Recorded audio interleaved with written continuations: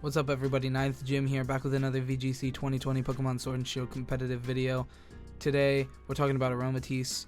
I have a sore throat today, and my voice is kind of terrible. I got cough drop in, and I'm going to put another one in right after this.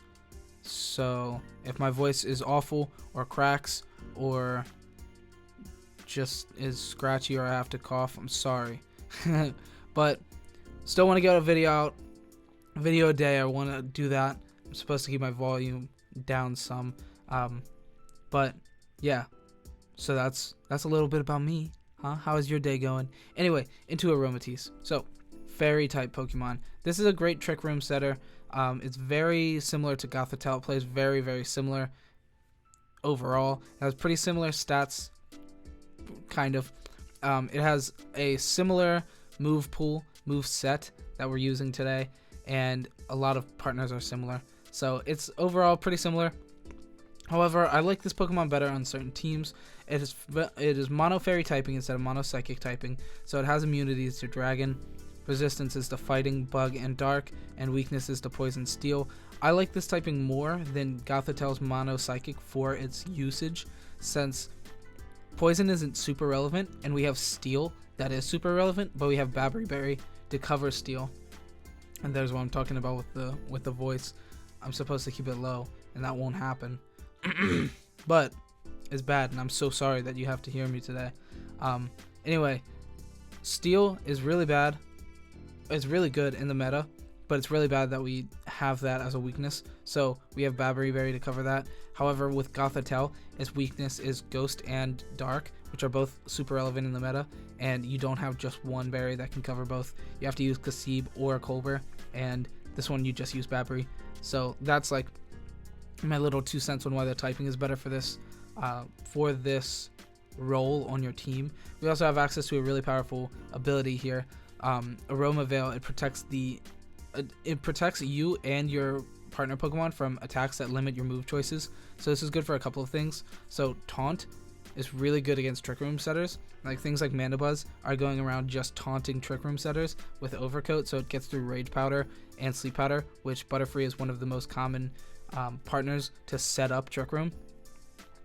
Mandibuzz goes right through that, and being able to just hit Taunt onto something like a Dusclops or a Bronzong or Aromatisse would be huge, but you can't taunt Aromatisse, which is also very good that you can't do that. And it also stops things like Encore, which is good because they Encore your Trick Room and then you have to Trick Room again or switch out, which sucks. And it also helps your partner, which is very interesting. So things like your Gmax Snorlax that you might partner this with gets to Belly Drum, and that's just instantly outed with Encore or Taunt, but they can't use either of those attacks into it, which is really interesting. So Aroma Veil is a very good ability for what we're doing here. To our stats, it's pretty good across the board for the most part. 29 speed is pretty good. With 0 IVs and hindering nature, we hit 30, which is really good, and we'll show some speed tiers. Of course, I have those, and that's pretty interesting, really good for that. And as far as bulk goes, HP 101 is pretty solid. With his defenses also paired with it is very good. 72 defenses, 89 special defense, both pretty solid. Defense is kind of average, but with investments into that in HP, this Pokemon actually lives a lot of attacks that you wouldn't think it would, which is very interesting, especially with Babri Berry as well, which is really solid. So anyway, I guess we'll go ahead into the build here. So Aroma Veil ability, I talked about how good it is. It's very solid. Babri Berry, talked about how good it is. It's very solid. Both of those I think come standard to this Pokemon, and I don't think I'd switch either of them out for anything else. Into our moves, we have Trick Room, Ally Switch, Heal Pulse, and Moonblast. I like this set a lot. Trick Room, obviously we want to have Trick Room on a Trick Room setter. It makes sense completely. Ally Switch, I like Ally Switch a lot, especially on a Pokemon with immunities. You partner it with another Pokemon that has immunities, and you can sometimes just cancel out Pokemon's entire teams, or your opponent's entire turns, which is very solid. Ally Switch becomes a really powerful attack with dragon things, like especially. So I'll use this as an example. It's a really good one. Once again, Snorlax Gmax as the example Pokemon is against Dragapult. They have a lot of cases, their physical sets are going to be Protect, Dragon Dance. Like if it's Togekiss, Dragapult, they have Protect, Dragon Dance, and then Dragon Claw and Phantom Force. If they use Phantom Force, you just Ally Switch, and then it doesn't affect the Snorlax. And if they go for Dragon Claw, you Ally Switch, and it doesn't affect Aromatisse. Like, you can play very, very strong around Dragapult, especially since you'll attack first. I mean, even out of Trick Room, you attack first because Ally Switch is priority. So that's really good. And then we also have Heal Pulse, which is really good. Healing up your Gmax or Dynamax sweepers Pokemons that are under Trick Room. Things like the Torkoal, get it back for Eruption.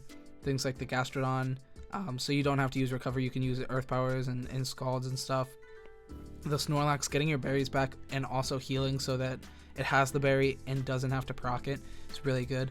Rhyperior, weakness policy proc Rhyperior is a huge problem. It deals so much damage and doesn't take very much damage. And when you Heal Pulse every turn, it's just very, very hard to deal with. So I like Heal Pulse a lot on this set. We also have Moonblast as our stab attacking move. I think it's pretty important to have an attacking move. There's so many good moves that you can have on this Pokemon that you can definitely switch around with, like Ally Switch and Heal Pulse, but I think Trick Room and Moonblast definitely come standard to this Pokemon. You have to play both of those in my opinion. And Ally Switch and Heal Pulse I like a lot on the set. However, you can switch it around depending on the team. You have access to a lot of really good moves. So Encore is a really good move against things like the Belly Drum, Snorlax. It's good against a lot of setup things. Encore is just really good in general. And after you set up Trick Room, you're really fast and you outspeed a lot of things. So Encore on a fast user is definitely worth like noticing. We also have Fake Tears, which is very similar. If you use something like Gastrodon, we outspeed Gastrodon under Trick Room, so you can Fake Tear something and then have Gastrodon sweep it. You could even run like a Life Orb set on the Gastrodon or like Expert Belt, which would be really interesting. Sorry if this is annoying, the cough drop. I just wanted to get this video out today really bad, so I really have been liking one video a day. We're almost at 500 subs. Actually, I'll probably hit it today, either today or tomorrow, so that's really awesome. Anyway, we also have access to Helping Hand, which is very solid. Helping Hand on this Pokemon is really, really solid. This Pokemon definitely works as a great supporter, a Trick Room setter and supporter. It's very good, and Helping Hand is a great support attack. We also have access to both screens. I know I only have Reflect there, but you also have access to Light Screen, which is notable. Especially after you set Trick Room, you're pretty fast, so setting these screens is pretty solid. Into our investments. So this investment is like kind of weird and has a little bit of reasoning. So I maxed in 252 into HP, just because that's like solid. You just want to be as bulky as possible, and that's a really good way of doing that. We invested 196 into defense with Relaxed Nature giving us plus defense. Now my reasoning on this was, once I got into this, I was living a lot of attacks, and the biggest problem attacks, like things like Mudsdale, like Swagger, Mudsdale, weakness policy proc Rhyperior, and I had another one in my head, but really powerful physical attacks don't really matter how much more you have invested into this. So like this keeps you alive from a lot of physical attacks, is 196 plus, but although like really big attacks, like crazy attacks, are gonna kill you even if you don't. Oh, Belly Drum Snorlax was the last like example I had in my head, but 196 plus weeds out all like the little attacks or like neutral or like okay damage attacks, and with Babiri you like stop every really big problem attack. But the really insane attacks, like things like +2 Mudsdale, +2 Rhyperior, +6 Lax, are gonna kill you even if you're max invested in defense. So I put a little bit of defense in, or special defense in too. So I gave it 196 plus, and then we also put 60 into special defense. This is just to live certain attacks, or this is just to live like in general a little bit more. The 60 is not really there for anything in particular, but it definitely helps us live certain things. Like Duraludon can't really do much. It can't kill us with through Babiri with Steel Attack, and anything else it throws won't kill us. So that's good. We have things like Charizard not being able to kill us without Sun, like Solar Power, and like Dynamax, or like Gigantamax, I mean, without Solar Power isn't able to kill us. So that's like really good. Partners, we have Rhyperior, Torkoal, Gastron, Snorlax. I talked about Snorlax a little bit. I talked about the other Pokemon, just being able to support it with our support moves. It makes sense. They're all very generic, just good Pokemon under Trick Room, and this is a Trick Room setter. And then right next to it, I have 118th place at Dallas, using the Aromatisse. This is a really interesting team. I don't have the code for it, and I don't have any reasoning on the team. It's a wild team. Scrafty, Pinkerton, crazy stuff. Lapras, Aromatisse, Centiskorch, and Sandaconda G Max. So it definitely has like Perish Trap on it, but like I don't know what benefits really off of Trick Room. I know that Pinkerton is like the bare minimum of speed, and Centiskorch is pretty low on speed tier as well. So I know that like those are good for it, but Lapras and Sandaconda I think is like a different mode. It's a really interesting team, and it's something that you can try. Definitely try it out on Showdown before you start breeding it, because it's really interesting, and you definitely want to play it like a lot before you actually take it to an event or something, anything like that. Yeah, shout outs to Alvin Moe, very good player. He did very well at Dallas. Anyway, that's all I have for the build and stuff. So let's talk about some speed tiers. So as far as speed tiers go, this Pokemon's actually very solid on its for Trick Room. So we have it down here at 30, right next to me, down here at 30. And this is hindering nature. If we're not hindering nature, if we're just uninvested, then and 30 in max IVs, we hit 49. So you can play this that way, but as a Trick Room setter, I would just like min everything and go like ready for Trick Room. Like you only bring this when you want to set Trick Room, and it hits a really good tier for that. It's on the same tier as Hatterene, which is at 30, which is pretty solid. The only things that are actually outspeeding us under Trick Room that are super relevant, that are going to happen every time, is Dusclops and Torkoal and Ferrothorn. These Pokemon are, that's it. Like they're going to be outspeeding us under Trick Room. They're going to underspeed us turn 1 when we set Trick Room, and that's pretty good. Having only those couple of Pokemon outspeeding us after we set Trick Room. Right above us, we have Snorlax, Runerigus, Reuniclus. All those Pokemon are very strong. Less so Runerigus, but I've seen it get some success. I like Reuniclus a lot as well. It doesn't seem like much play, but it's good. It's definitely relevant. And same with Snorlax. Snorlax sees the most play out of that tier, but Snorlax is like very, very powerful, and we outspeed under Trick Room, which is good. So we can like Heal Pulse our like sweeper and just start doing like damage and probably win that war, unless it's like Belly Drum, which would be like pretty scary. Next we have Mudsdale outspeeding us. This is hindering nature. You won't see this very frequently. Like you'll probably see like 31 IV Mudsdale more frequently, not on Trick Room teams as a Trick Room sweeper, but you'll see it every now and again, and we outspeed it. Gastrodon at 39 and Rhyperior at 40. These are kind of no-brainers. Those are pretty like standard speed stats. Like you'll want to remember those two, 40 and 39, for those Pokemon, because you'll see those a lot. So with like the Torkoal, Ferrothorn, Dusclops, Hatterene. Yeah, knowing speed tiers is very valuable asset in VGC. Anyway, and then we also have Aromatisse uninvested at 31. This is not hindering nature. This is 31 IVs. We hit 49. That's like fine if you want to use it that way. I like using it min speed just so that we can like actually utilize the Pokemon a lot under Trick Room. So that's it for that. We have damage calcs.